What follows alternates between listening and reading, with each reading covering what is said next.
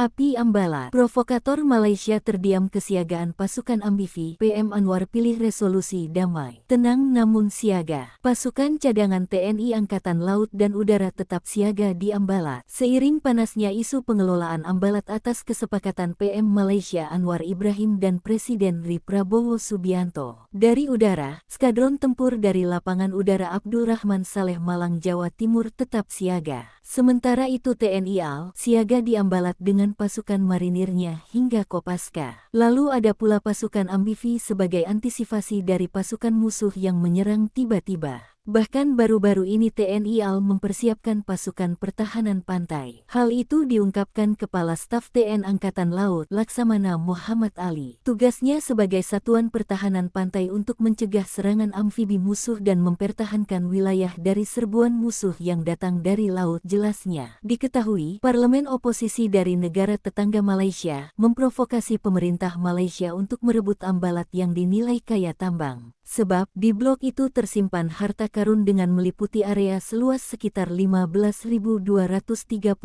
km persegi di Laut Sulawesi, diyakini menyimpan cadangan minyak dan gas yang melimpah. Ambalat memanas pasca perang Thailand vs Kamboja di hari Selasa, tanggal 29 Juli tahun 2025, di mana Malaysia menjadi penengah. Maka, PM Anwar menegaskan komitmennya menyelesaikan sengketa Ambalat lewat jalur hukum dan diplomasi. Kami tidak akan melanggar wilayah Indonesia dan kami harap hal yang sama dari Indonesia. Ini sebagaimana muncul dalam pemberitaan yang dilansir media Malaysia, Malaymail. Kunjungan Anwar ke Jakarta didampingi Perdana Menteri Sarawak Tan Sri Abang Johari Tun Openg dan Ketua Menteri Sabah Datuk Seri Haji Jinur, juga membahas isu perbatasan darat di Kalimantan Utara Sabah dan perlindungan pekerja migran Indonesia. Di Indonesia, kesepakatan ini memicu reaksi beragam. Perserikatan Nasional Malaysia, melalui wakil ketuanya Hamzah Zainuddin, meminta pengelolaan bersama Ambalat dibahas di Parlemen Malaysia dan pentingnya menjaga kedaulatan maritim. PM Anwar mengungkapkan provokasi parlemen, namun tetap kukuh dengan keputusannya memilih resolusi damai. Pilih perang atau damai, kami pilih damai, jelasnya. Hal serupa juga diungkapkan Menteri Pertahanan Safri Samsudin pun secara tegas mengatakan, baik Indonesia maupun Malaysia menahan diri. Jenderal Kopassus ini sepakat menjaga perdamaian, termasuk pengelolaan Ambalat. Jalan yang terbaik yang kita bisa lakukan adalah melakukan satu pengelolaan sumber daya alam secara bersama-sama dengan menargetkan mutual benefit. Atas dasar mutual respect terhadap kedaulatan NKRI dan menghormati kedaulatan negara Malaysia, ujarnya.